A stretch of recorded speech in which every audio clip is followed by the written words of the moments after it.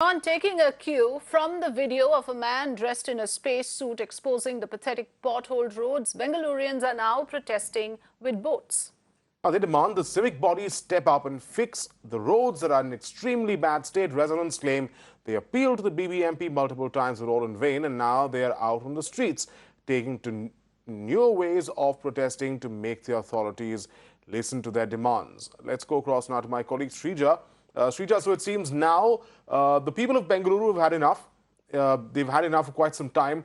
But if you look at the way that they've now taken to social media, making that their new platform to air their grievances, to expose the state, protesters also standing in boats. Tell us what more you've learned about how Bengalurians are finding new ways to, make this point to the state, to the civic body.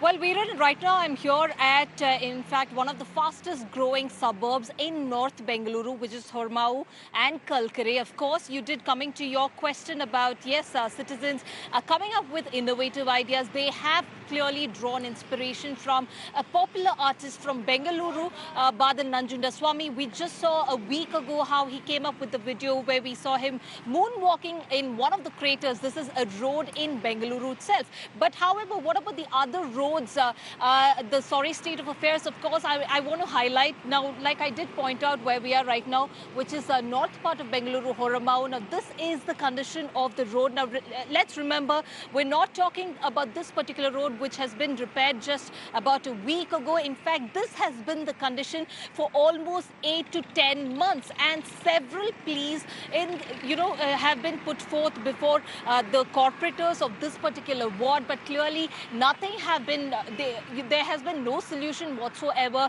That is exactly the reason why we understand the residents of Hormau had to bring their boats and place it here to stage a protest. Of course, this is one of their innovative ways. Right now, I'm joined by the very residents of this particular area. Now, let's ask them now how long they have been doing this. Well, thank you for joining us this morning. If you could tell me that we understand you have been protesting for over 10 months now. So clearly that hasn't helped. Finally, you guys had to bring boats on the road. Yeah, that's right. See, what has happened, even the political landscape has changed since in the last 10 months. So it's always back to square one. And we don't know, we might be going back to square one again. These protests, we have been carrying it out. It has to be sustained till the roads, till we see the black top on the surface that, you just showcased, right?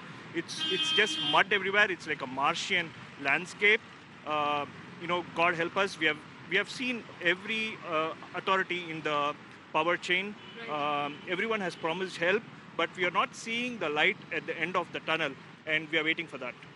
Well, coming to you, Arunagiri, can you tell us the problems or the issues especially faced by the school students? Because we understand in this particular area there are several schools. Yes, there are more than 20 schools in this area. Yeah.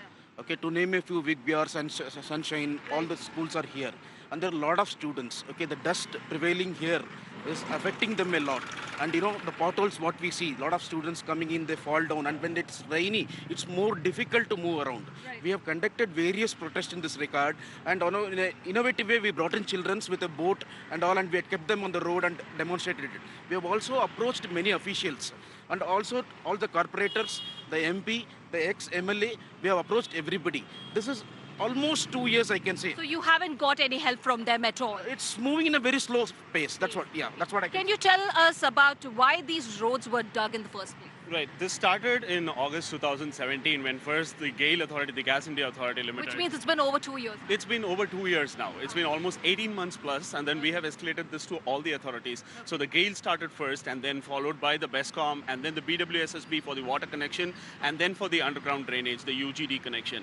Right. What happens is there is no coordination between BBMP and all these agencies who have dug this road. Right. It is like, just dig it in a non-scientific method, and then just bring a JCB, dig the road, and then do not put the mud back, do not asphalt it properly.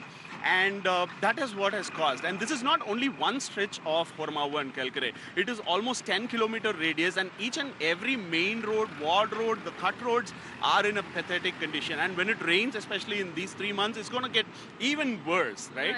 And these are kids who are suffering from breathing problems, asthma, elders who are suffering from breathing problems, accidents every day, deaths every day. We don't know. We are shocked. We are left clueless because we have reached all the authorities possible and absolutely nothing is happening, right? Each and every department has another department whom they are ready to blame. Right. But then the work is not moving. Right? When we go do a protest, the last ward council meeting, when we participated, the corporator was here, but then he had to run away with seeing the crowd. Absolutely. Right? The crowd was more than 300. If it is something, if it is a problem that is affecting one or two people, why would 300 people turn up for the ward committee meeting? Absolutely, absolutely. Can you tell us more about, we understand this is not just one particular stretch of road we're talking about, but of course he did point to the fact that it's about 10-kilometer radius. Now tell us how difficult, do you commute on this particular stretch of road? How do you commute and how difficult it is for you? See, traveling in a two-wheeler is absolutely dangerous actually. We have seen people, a lot of people carry their kids in the morning. They have two kids with their two school bags heavily loaded. They lose balance and drop off. And it's a recurring thing, it happens every day. Right. Despite that, they're not taking any action. And it's a common sight. It's not that it happens once in a while. And add to that, all the four main roads are in such a bad state. So do you think now that Hormao residents have brought boats on the road, at least this will help the authorities to take notice? We are hoping so. I mean, we have left with no option. After paying our taxes, if this is the kind of roads we are going to get, then what's the point in paying taxes? We can as well remain with the rest of the people who don't even pay a single penny. Right. So clearly you heard these, in fact, requests to especially the BBMP, the civic authorities, the civic body right here in Bengaluru. Now remember, clearly the BBMP, which is the Bruhat Bengaluru Mahanagarapalike, the civic body here in the city, has earmarked nearly 12 crore rupee just to fill the potholes, especially on some of the arterial roads, including the ward roads where right now I'm standing. But clearly, now this is one of the last resort of especially the residents of Hormao and Kalkare, where they had to bring out boats. Now, to talk about even Whitefield residents, they are creating videos and they are passing and, they are posting it on social media so that it reaches as many people as they can. But all that they are, requesting the authorities is that at least through this, they will come out and then fill up the potholes. Back to you. Dangerous to drive around in those roads, particularly like we just heard for the two-wheelers, extremely vulnerable, and road safety has become a major concern in Bengaluru. Sreeja, thanks for updating us.